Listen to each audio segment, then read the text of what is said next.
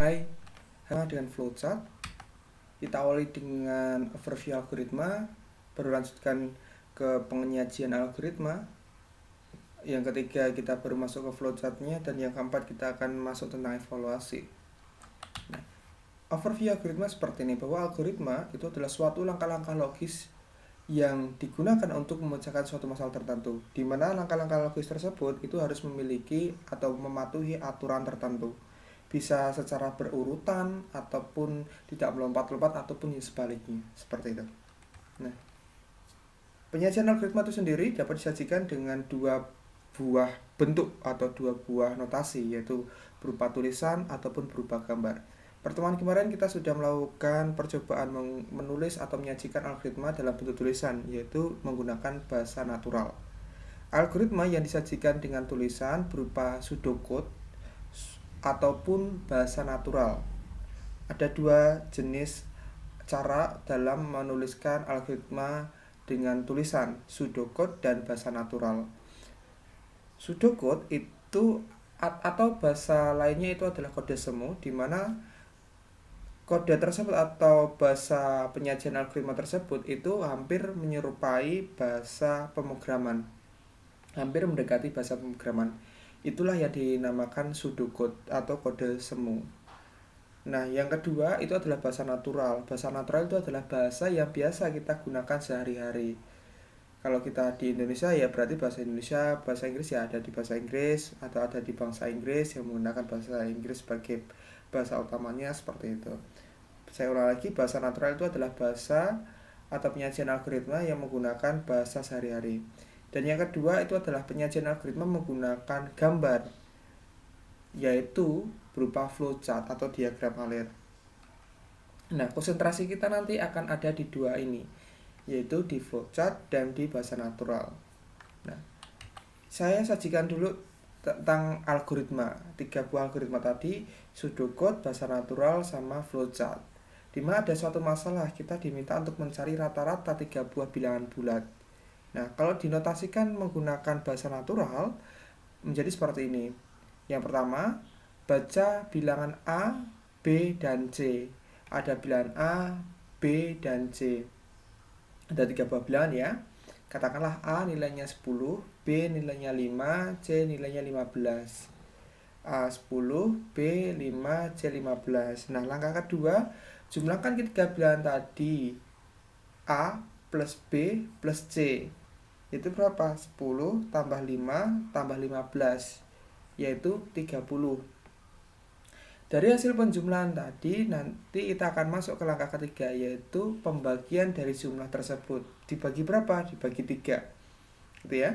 Berarti berapa? 30 dibagi 3. Hasil bagi atau hasil pembagiannya yaitu 10. 10 merupakan hasilnya dan ditulis sebagai outputnya. Itu adalah bahasa natural, algoritma, penyajian algoritma menggunakan bahasa natural. Seperti itu. Atau yang kedua, kita bisa menggunakan pseudocode atau kode semu atau kode atau tulisan yang menyerupai bahasa pemrograman.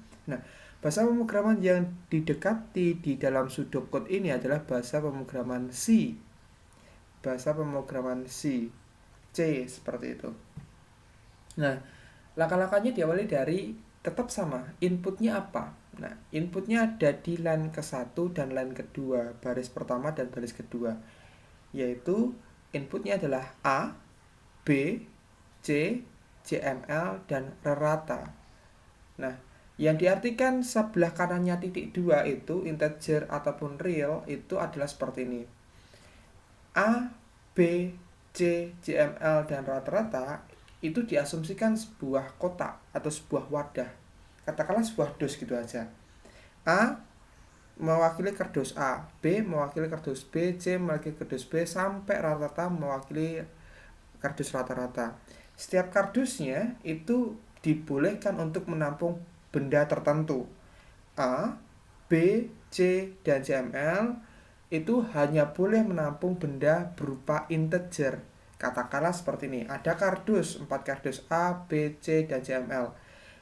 Dari keempat kardus tersebut itu hanya bisa menampung benda, katakanlah pensil. Nah, maka selain pensil itu tidak bisa ditampung seperti itu. Dan yang kedua yaitu adalah rarata. Kata rarata itu juga sama, asumsikan sebagai sebuah kardus. Dan kardus tersebut hanya dapat diisi oleh bilangan real. Nah, kalau bukan real maka dia tidak bisa disimpan di dalam rarata. Seperti itu. Nah, itu adalah inputannya. Terus logiknya itu ada line ketiga sampai ke line kelima. Dari inputannya kita diminta untuk menginputkan, memasukkan suatu bilangan A, B, C. Itu di langkah ketiga. Di langkah 4, A, B, C tadi dijumlahkan semua. A ditambah B ditambah C, sehingga hasilnya nanti akan ditampung di dalam JML. Ingat tadi JML itu adalah sebuah variabel atau sebuah kardus, tempat menampung benda yang nilainya itu integer. A tambah B tambah C itu adalah sebuah integer, katakanlah seperti itu dulu. Dan hasilnya nanti akan ditampung ke tempat atau kardus yang namanya JML. Dengan konsep yang sama, dari hasil JML tadi dilakukan pembagian. JML dibagi 3, sehingga hasilnya akan ditampung ke dalam variabel yang bernama rarata atau kotak yang bernama rarata, seperti itu. Nah, outputannya itu adalah raratanya itu sendiri. Nah, ini adalah contoh notasi algoritma menggunakan pseudocode selain yang bahasa natural tadi. Yang ketiga, nah ini adalah sebuah penyajian algoritma menggunakan flowchart atau diagram alir. Diawali dari start atau diawali dari titik mulainya seperti ini, dinotasikan dengan lambang oval seperti ini.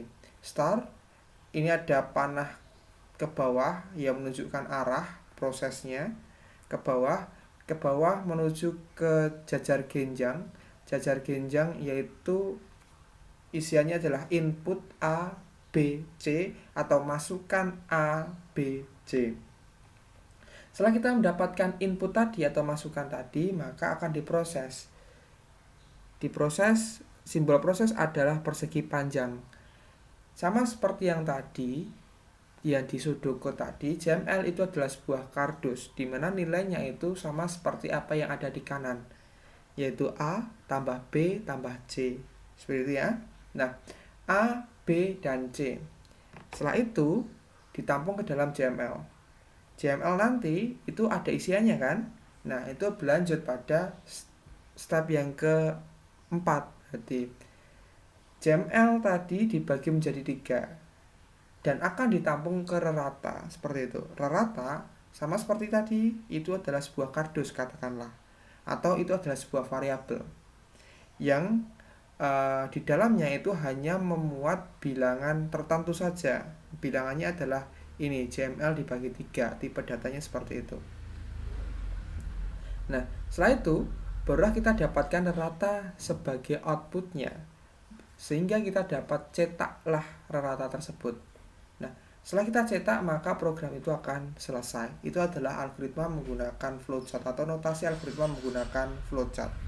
Nah, selanjutnya, apa itu flowchart sebenarnya? Apa itu flowchart? Flowchart atau diagram alir atau bagan alir merupakan suatu bagan yang menggambarkan atau merepresentasikan suatu algoritma atau prosedur untuk menyelesaikan masalah. Kuncinya adalah berbentuk bagan. Flowchart berbentuk bagan. Kalau pseudocode berbentuk kode semu yang menyerupai bahasa pemrograman. Kalau bahasa natural yaitu adalah notasi atau penggambaran dari algoritma menggunakan bahasa sehari-hari. Nah, flowchart ini dibagi menjadi 2 macam, yaitu flowchart system dan flowchart program. Konsentrasi kita ada di flowchart program. Nah, sebelum masuk ke flowchart program, maka flowchart system adalah seperti ini, yaitu merupakan bagan yang menggambarkan suatu prosedur dan proses suatu file dalam suatu media menjadi file dalam media lain dalam suatu sistem data. Nah, contohnya seperti ini. Di samping kiri ada yang namanya flowchart, dimulai dari keyboard. Keyboard itu memberikan input atau memberikan perintah Ditekan seperti itu oleh manusia memberikan perintah ke CPU. Masuk ke CPU, dari CPU tersebut akan dikomunikasikan secara dua arah ke memori, yaitu di sini disimbolkan sebagai tab seperti itu. Memorinya di sini baik hard disk, baik ROM ataupun RAM. Hard disk atau ROM ataupun yang RAM-nya seperti itu.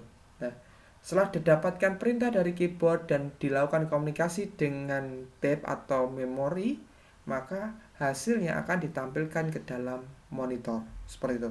Itu adalah flowchart system, yaitu bagian yang menggambarkan suatu prosedur dan proses suatu file dalam suatu media menjadi file dalam media yang lain seperti itu ya.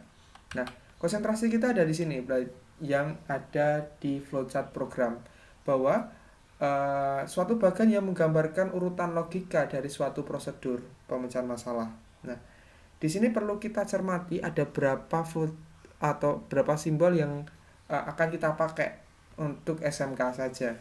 SMK ada satu, yaitu adalah directional symbol atau arah atau panah arah seperti itu. Simbol panah baik ke kiri, ke kanan, ke atas, ke bawah itu merupakan alur arahnya seperti itu. Terus yang kedua itu adalah terminator simbol. Terminator simbol atau oval berbentuk oval ini fungsinya untuk sebagai permulaan atau pengakhiran suatu program. Nah, yang ketiga itu adalah processing symbol. Processing symbol atau simbol yang menunjukkan pengolahan yang dilakukan oleh komputer. Ada proses di sini. Jumlah sama dengan A plus B plus C itu adalah sebuah proses, gitu ya. Maka disimbolkan dengan persegi panjang di sini. Terus yang keempat itu adalah simbol decision atau simbol percabangan. Bentuknya seperti belah ketupat.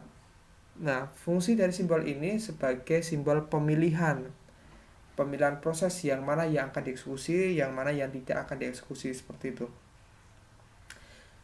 Yang kelima yaitu adalah simbol input ataupun output berbentuk jajar genjang seperti ini. Nah, berbentuk jajar genjang seperti ini. Ini merupakan simbol yang menyatakan proses input dan output. Nah, 5 dan 6 itu adalah simbol preparation atau simbol persiapan, digunakan untuk algoritma perulangan seperti itu. Nah,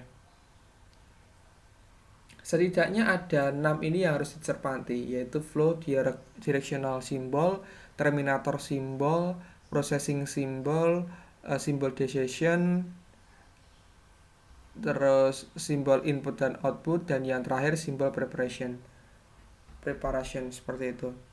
Nah, sekarang kita akan bahas tentang struktur dasar algoritma. Tadi sudah kita membahas tentang notasi algoritma menggunakan flowchart, simbolnya seperti apa. Terus sebelum itu kita sudah mendiskusikan tentang bahasa natural, algoritma dinotasikan di dalam bahasa natural, dan sudoku itu seperti apa. Nah, kita akan menuju pada struktur dasar algoritma. Ada 3 struktur dasar algoritma, yaitu yang pertama sequence, yang kedua selection, dan yang ketiga repetition seperti itu. Sequence itu artinya adalah program yang dieksekusi itu secara berurutan, A ke B, baru ke C, baru ke D, sampai yang terakhir. Itu adalah sequence. Kalau yang kedua itu adalah selection. Selection itu adalah program yang ditujukan untuk melakukan pemilihan seperti itu. Ada kondisi di sini. Nah, yang ketiga yaitu adalah repetition struktur. Nah, yaitu digunakan atau program ini digunakan untuk melakukan instruksi yang dieksekusi secara berulang-ulang. Contoh, atau kita jelaskan satu persatu, struktur runtutan atau sequence, yaitu setiap instruksi akan dikerjakan satu persatu, dan tepat satu kali dieksekusi, dan akhirannya itu merupakan akhir dari algoritma. Itu adalah runtutan. Contohnya adalah seperti ini. Ada flowchart di mana dia diminta untuk menghitung luas. Dimulai dari terminator start, dan diakhiri dengan stop. Dari start masuk ke inputnya adalah variabel P dan L. Dari variabel P dan L tersebut dikalikan, merupakan sebuah proses, dan ditampung ke dalam variabel yang namanya luas. Variabel yang namanya luas tersebut baru dilakukan output atau baru dikeluarkan hasilnya. Nah, barulah sampai ke stop. Itu adalah runtutan, harus runtut. Satu persatu dieksekusi dan tepat satu kali dieksekusi juga. Harus runtut dan tepat satu kali, seperti itu. Nah, selanjutnya itu adalah struktur percabangan. Pernyataan percabangan merupakan suatu pernyataan yang dieksekusi jika suatu kondisi terpenuhi ataupun tidak terpenuhi. Contoh, algoritma dalam kita menonton film di bioskop. Seperti ini contohnya, bahwa dimulai dari Terminator, start dan stop, atau mulai dan selesai. Masuk kepada inputnya, yaitu jajar genjang tadi. Yang diinputkan adalah usianya, katakanlah kita mempersyaratkan usia. Berarti jika dia lebih dari 17 tahun, maka dia, kalau iya, usianya jika lebih dari 17, jika iya, maka dia dipersilakan menonton film. Jika tidak, maka yang terjadi adalah Anda tidak boleh menonton film. Seperti itu. Ada percabangan di sini, ada kondisi di sini. Dia bisa menonton film jika usianya lebih dari 17. Nah, sekarang ini adalah struktur perulangan. Struktur perulangan memungkinkan suatu pernyataan dieksekusi berkali-kali berdasarkan aturan yang ditetapkan. Gitu ya, dieksekusi berkali-kali. Kalau sequence tadi hanya sekali, tepat sekali. Kalau yang kedua tadi percabangan itu akan diskusi jika kondisinya terpenuhi. Dan yang ketiga perulangan itu adalah dieksekusi secara beberapa kali, seperti itu, berdasarkan aturan yang ditetapkan dengan tanda kutip. Nah, struktur perulangan terdiri dari dua bagian. Yang pertama itu adalah kondisi perulangannya, dan yang kedua itu adalah badan perulangannya, seperti itu. Contohnya adalah seperti ini.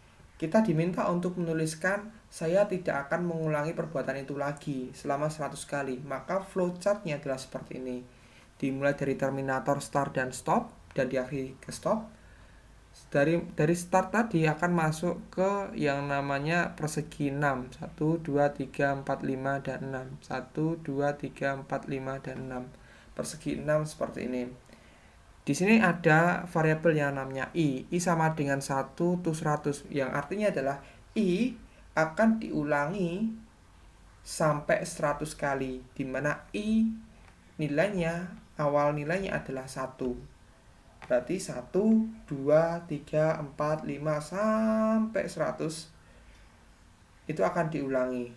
Saat dia diulangi, maka dia akan diminta untuk menuliskan saya tidak akan mengulangi perbuatan itu lagi. Ke bawah masih masuk ke yang atas. Dia masih dalam range antara 1 sampai 100. Akan diulangi lagi. Katakanlah 99 di sini, i sama dengan 99. Akan dieksekusi satu lagi, maka i-nya 100. I-nya 100, maka tetap dieksekusi satu lagi. Di sini i-nya adalah 101. Nah, saat i-nya 101, dia akan menuju kepada stop. Seperti itu. Nah, selanjutnya akan kita bahas tentang contoh soal di video berikutnya. Terima kasih.